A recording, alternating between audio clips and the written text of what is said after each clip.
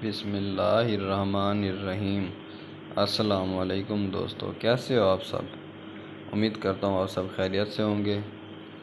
तो दोस्तों, आज की इस वीडियो का जो हमारा टॉपिक है वो है फर्मेंटेशन। इसकी बेसिक जो टाइप्स हैं हम उनको डिटेल में डिस्कस करेंगे कि फर्मेंटेशन की कौन कौन सी टाइप्स हैं और किस किस तरह से इनमें फर्मेंटेशन हो रही थी, उनमें डिफरेंस क्या है। तो ये हमारे पास सबसे पहले जो इसकी टाइप आती है वो एनारोबिक फर्मेंटेशन है। एनारोबिक फर्मेंटेशन क्या है तो इसको हम डिस्कस करेंगे।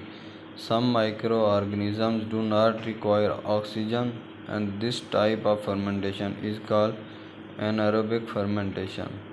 तो कुछ इस तरह के फर्मेंटेशन के प्रोसेस हैं जिनमें हमें ऑक्सीजन की रिक्वायरमेंट नहीं होती। ऑक्सीजन ना भी हो तो हमारा रिएक्शन जो है वो आगे कैरिड हो जाता है, प्रोसीड हो जाता है और रिएक्शन हमारा कंप्लीशन की तरफ मूव करता है और हमें फाइनल प्रोडक्ट मिल जाती है। तो इस तरह का जो फर्मेंटेशन का प्रोसेस होता है इसको बोलते हैं anaerobic fermentation. It is simple and well known process. तो ये एक बिल्कुल ही सिंपल सा प्रोसेस है। Alcohol are prepared by this process.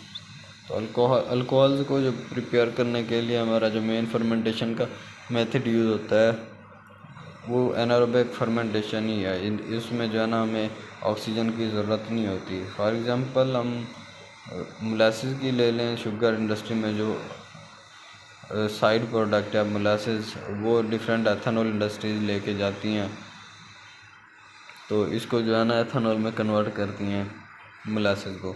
तो वहाँ पे मेन फर्मेंटेशन का प्रोसेस जो यूज़ हो रहा है वो एनारोबिक फर्मेंटेशन ही है।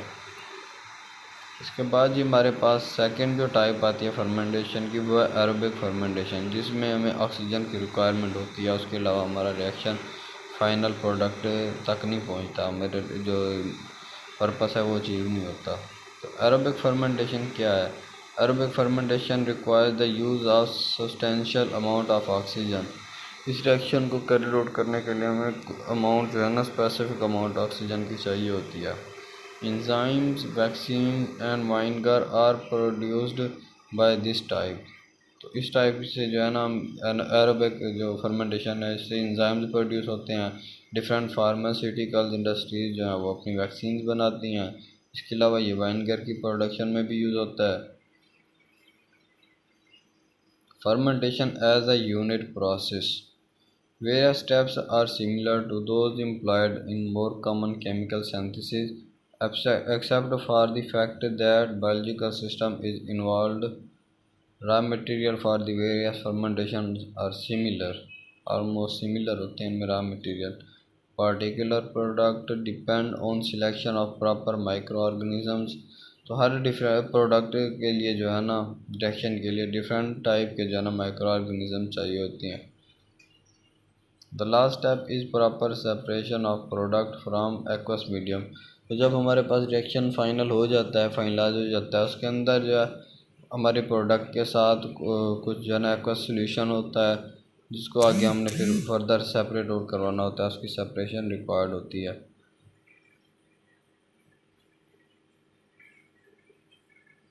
इसकी बेसिक रिक्वायरमेंट जो है फर्मेंटेशन के प्रोसेस के लिए कौन कौन सी हैं।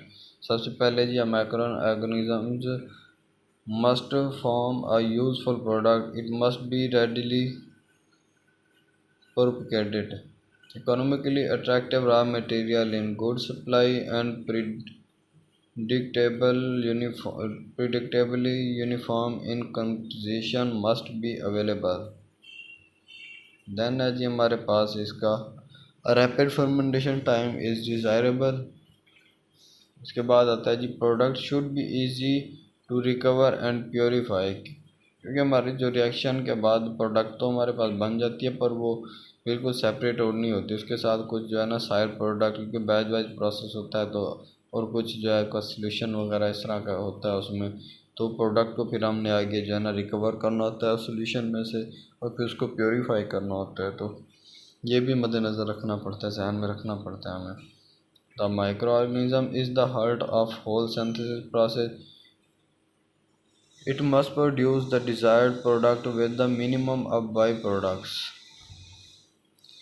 आज की वीडियो हमारी यहाँ तक थी। उम्मीद करता हूँ वीडियो आपको पसंद आई होगी, तो काइंडली चैनल को सब्सक्राइब लाजमी कीजिएगा। Thanks for watching. अल्लाह हाफिज़।